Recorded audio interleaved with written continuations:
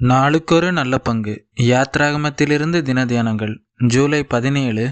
யாத்ராகமம் 33ஆம் அதிகாரம் 1 முதல் 11 வரை உள்ள வசனங்கள். மன்னிப்பும் மறுசீரமைப்பும். மோசே கூடாரத்தை பெயர்த்து அதை பாளையத்துக்கு புறம்பே தூரத்திலே போட்டு அதற்கு ஆசாரிப்பு கூடாரம் என்று பெயரிட்டான். கர்த்தரை தேடும் யாவரும் பாளையத்துக்கு புறம்பான ஆசாரிப்பு கூடாரத்திற்கு போவார்கள். வசனம் 7.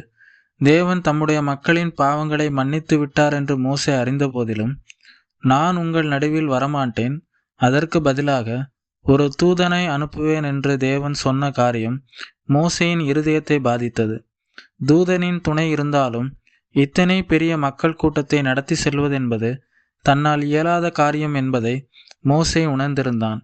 நான் உங்கள் நடுவே செல்ல மாட்டேன் என்று தேவனின் வார்த்தையை எவ்வகையிலாவது நிறைவேற்ற விடாமல் செய்து மக்களை காப்பாற்ற வேண்டுமென விரும்பினான். ஆகவே மக்களிடம் பேசி பாவத்தை உணரச் செய்து தங்கள் ஆபரணங்களை கழற்றச் செய்வதன் வாயிலாக அவர்களுடைய தாழ்மையை வெளிப்படுத்தினான். மக்களும் இதற்காக துக்கித்தார்கள்.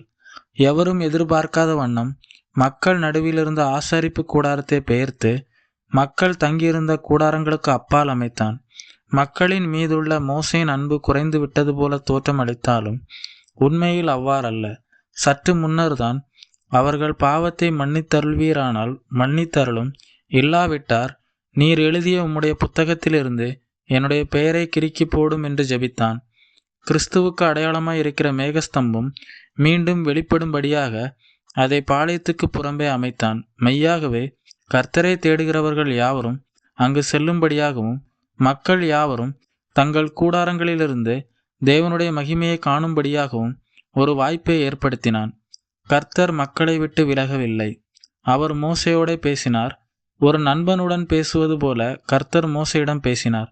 மக்கள் தங்கள் தங்கள் கூடாரங்களிலிருந்து அவரை பணிந்து கொண்டார்கள். தேவன் சொன்னது நிறைவேறவில்லை. மோசே நினைத்தது நடைபெற்றது. என்ன ஒரு அற்புதமான அன்புள்ளம் கொண்ட தலைவன்! எத்தகைய பாரத்தோடு செயல்பட்ட ஒரு மத்தியஸ்தன்! சமயோஜிதமாக மோசே செய்த ஒரு மாற்று ஏற்பாடு கர்த்தருடைய பிரசன்னம் தொடர்ந்து அவர்களுடனே இருக்கச் செய்தது.